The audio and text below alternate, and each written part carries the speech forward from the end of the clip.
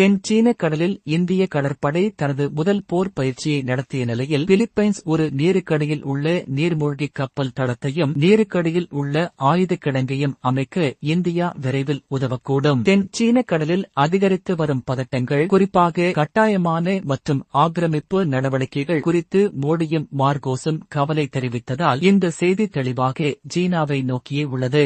ஆக்கிரமிப்பு மற்றும் விரிவாக்க சீன கம்யூனிஸ்ட் கட்சியின் அச்சுறுத்தலை எதிர்கொள்ள இந்திய பிரதமர் மோடிக்கும் பிலிப்பைன்ஸ் அதிபர் மார்கோஸ் ஜூனியருக்கும் இடையே நடந்த பேச்சுவார்த்தைக்குப் பிறகு இந்தியாவும் பிலிப்பைன்ஸும் ஒரு மூலோபாய கூட்டாண்மையை அறிவித்துள்ளன. 5 நாள் பயணமாக டெல்லி வந்துள்ள பிலிப்பைன்ஸ் அதிபர் பிரதமர் மோடியுடன் ஐதராபாத் இல்லத்தில் பேச்சுவார்த்தை நடத்தினார். அப்போது பிரதமர் மோடி, இந்தியா மற்றும் பிலிப்பைன்ஸ் விருப்பத்தின் நண்பர்கள் மற்றும் விதியின் கூட்டாளிகள். இந்திய பெருங்கடலில் இருந்து பசிபிக் வரை நாங்கள் பகிரப்பட்ட மதிப்புகளால் ஒன்றுபட்டுள்ளோம். நம் நட்பு கடந்த காலத்தின் மட்டும் அல்ல, இது எதிர்காலத்துக்கான வாக்குறுதி என்று கூறினார். பிலிப்பைன்ஸ் அதிபர் பெர்டினாண்ட் மார்கோஸ்க்கு ராஷ்டிரபதி பவனில் சடங்கு ரீதியான வரவேற்பு அளிக்கப்பட்டது.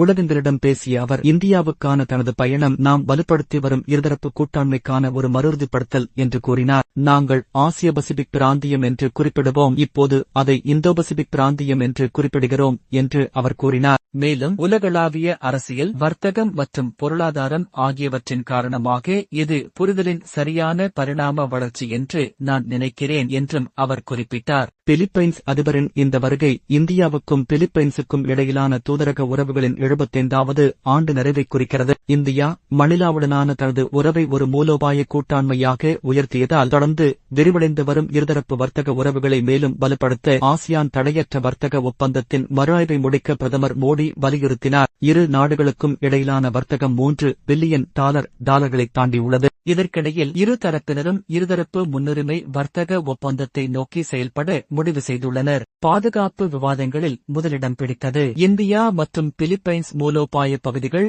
மற்றும் தேசிய பாதுகாப்பு கவலைகளில் ஒத்துழைப்பை தொடர ஒப்புக்கொண்டன. இந்தியா பிலிப்பைன்ஸிற்கான ஒரு முக்கிய பாதுகாப்பு வழங்குநராக உருவெடுத்து வருகிறது. பிரம்மோஸ் ஏவுகணைக்கு பிறகு இப்போது இந்தியாவின் ஆகாஷ் வான் பாதுகாப்பு கவசத்தை மணிலாவிற்கு ஏற்றுமதி செய்வதில் கவனம் செலுத்தப்படுகிறது. இந்தியாவின் ஆகாஷ் வான் பாதுகாப்பு அமைப்பு போர் சோதிக்கப்பட்டது மற்றும் பாகிஸ்தானுடனான சமீபத்திய போரில் கிட்டத்தட்ட 100% வெற்றி விகிதத்தை கொண்டிருந்தது. புதிய டெல்லி மற்றும் மணிலா ஏற்கனவே வளர்ந்து வரும் இராணுவ கூட்டணியை பகிர்ந்து கொள்கின்றன, ஏனெனில் பிலிப்பைன்ஸ் 2022ஆம் ஆண்டு $375 மில்லியன் மதிப்பிலான ஒப்பந்தத்தின் கீழ் இந்தியாவில் இருந்து பிரம்மோஸ் சூப்பர் சோனிக் குரூஸ் ஏவுகணையை வாங்கிய முதல் நாடுகளில் ஒன்றாகும். பிலிப்பைன்ஸ் அதிபர் இந்தியாவின் வளர்ந்து வரும் பாதுகாப்பு உற்பத்தி திறன்களை பிலிப்பைன்ஸின் இராணுவ நவீனமயமாக்கலுக்கு ஒரு பங்களிப்பாக சுட்டிக்காட்டினார். இரு தலைவர்களும் இப்போது துறைமுக வருகைகள், கூட்டு நடவடிக்கைகள் மற்றும் கடல்சார் டொமைனில் திறன் மேம்பாடு மூலம் கடற்படை மற்றும் கடலோர காவல்படை ஒருங்கிணைப்பை வளர்க்க உறுதியளித்துள்ளனர். இந்த மூலோபாய கூட்டாண்மை பாதுகாப்பு உபகரணங்களின் கூட்டு மேம்பாடு மற்றும் கூட்டு உற்பத்தியில் கவனம் செலுத்துகிறது, அதே நேரத்தில் ஹைட்ரோகிராபிக் ஒத்துழைப்பையும் விரிவுபடுத்துகிறது. இது கடல்கள், ஏரிகள் மற்றும் ஆறுகள் அல்லது கடல் படுகை வரைபடங்களின் இயற்பியல் அம்சங்களை பற்றிய ஆய்வு ஆகும். உண்மையில் இந்திய கடற்படையின் ஒரு ஆய்வு கப்பல் மேற்கு பிலிப்பைன்ஸ் கடலில் உள்ள ஸ்கார்பாரோ ஷோல் அருகே நடந்த சமீபத்திய இந்தியா பிலிப்பைன்ஸ் இராணுவ பயிற்சிகளின் ஒரு பகுதியாகும்.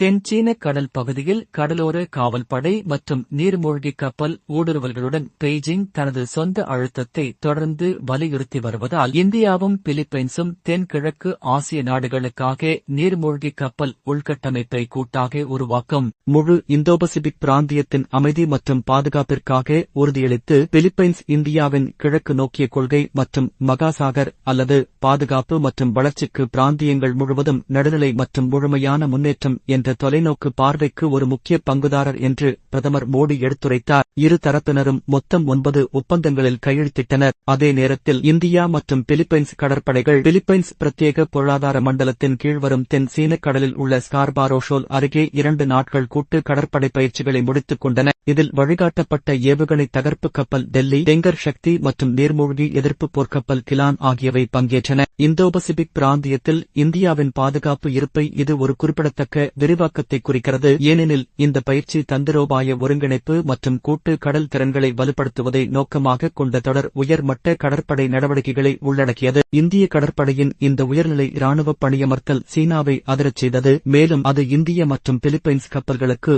நிழலிட அதன் சொந்த கப்பல்களை அனுப்பியது. பிலிப்பைன்ஸ் ஆயுதப்படைகளின் தலைமை தளபதி ஜெனரல் ரோமியோ பிரானர் சீன படைகள் ஏதேனும் நடவடிக்கைகளை மேற்கொண்டதா என்று கேட்கப்பட்டபோது எங்களுக்கு எந்தவிதமான விரும்பத்தகாத சம்பவங்களும் ஏற்படவில்லை, ஆனால் நாங்கள் இன்னும் கண்காணிக்கப்பட்டோம், நாங்கள் அதை ஏற்கனவே எதிர்பார்த்தோம் என்று அவர் கூறினார். அசோசியேட்டட் பிரஸின் அறிக்கையின்படி இந்த இராணுவ பயிற்சிகளில் பங்கேற்ற 2 பிலிப்பைன்ஸ் கடற்படை கப்பல்களில் ஒன்றிலிருந்து 25 கடல் மைல்கள் தொலைவில் வழிகாட்டப்பட்ட ஏவுகணை தகர்ப்பு கப்பல் உட்பட 2 சீன கடற்படை கப்பல்கள் காணப்பட்டன. இது தென் சீன கடலில் தங்களின் வழக்கமான ரோந்து பயணங்களில் ஒன்று என்று பெய்ஜிங் கூறியது. மேலும் சீனாவின் பிரதேசம் மற்றும் கடல்சார் உரிமைகள் மற்றும் நலன்களை தொடர்ந்து பாதுகாப்பதாகவும் கூறியது.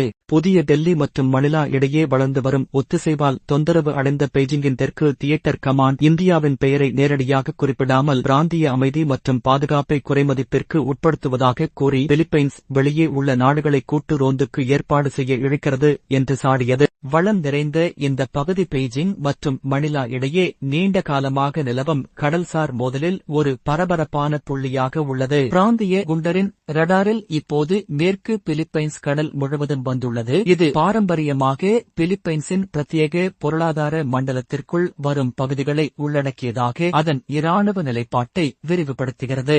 சீனா ஸ்கார்பாரோ ஷோல் மீது தனது கட்டுப்பாட்டை உறுதிப்படுத்த கற்பனையான மற்றும் சட்டவிரோதமான 9 கோடி கோட்டை பயன்படுத்துகிறது. இது ஒரு முக்கிய மீன்பிடி பிராந்தியம் மற்றும் பல நாடுகள் பயன்படுத்தும் வளம் நிறைந்த இடமாகும். அத்துடன் 2வது தாமஸ் ஷோல் மீதும் உரிமை கோருகிறது.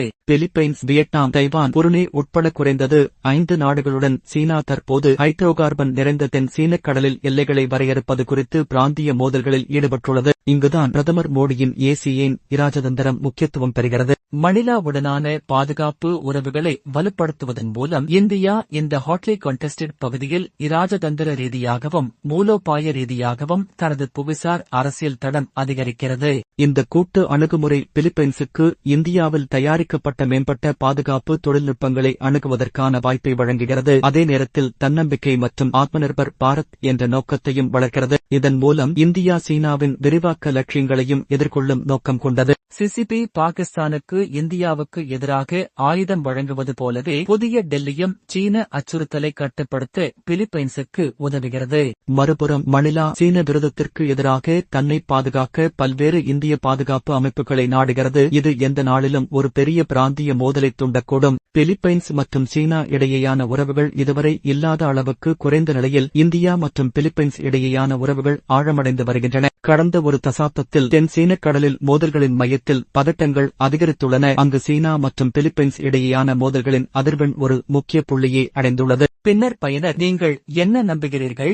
சீனா பாகிஸ்தானுக்கு ஆயுதம் வழங்குவதால் பெய்ஜிங்கை கட்டுப்படுத்த இந்தியாவும் ஆசியான் நாடுகளுடன் தனது சொந்த பாதுகாப்பு கூட்டணியை அதிகரிக்க வேண்டுமா என்று கேட்டு பார்வையாளர்களை உங்கள் கருத்தை ஒரு பின்னூட்டத்தில் விடுங்கள் என்று கேட்கிறார். இதைத் தொடர்ந்து லைக் பட்டனை அடித்து தமிழ் ஜியோடெஸிற்கு குழு சேரவும் என்று ஒரு அழைப்பு விடுக்கப்படுகிறது.